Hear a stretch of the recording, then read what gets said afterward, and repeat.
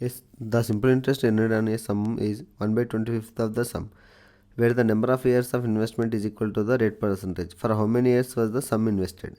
The simple interest earned on a sum అన్నాడు. Simple interest earned అనే sum అన్న principal అన్న సేమ్ కాబట్టి 1/25th of the principal. Simple interest by principal is equal to 1/25. అప్పుడు simple interest ఏమవుతుంది? Simple interest అనేది 1 part అయితే principal అనేది 25 పార్ట్స్.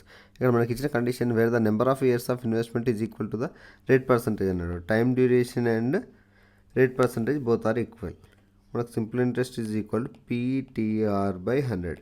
అంటే మనం టీను ఆర్తో రేట్ ఆఫ్ పర్సంటేజ్తో రిప్లేస్ చేసిన రేట్ ఆఫ్ ఇంట్రెస్ట్ టీతో టైంతో రిప్లేస్ చేసిన బోత్ ఆర్ ఈక్వల్ కాబట్టి ఏం కాదు. Simple interest is equal to 1, principal amount 25, time అనేది T, రేట్ ఆఫ్ ఇంట్రెస్ట్ అనేది కూడా R is equal to T కాబట్టి T/100. 25 1 జా 25 4 జా T is equal to 4, T² is equal to 4. అప్పుడు T అనేది 2 అవుతుంది.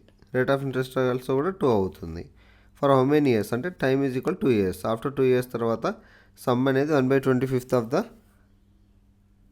ప్రిన్సిపల్ అవుతుంది.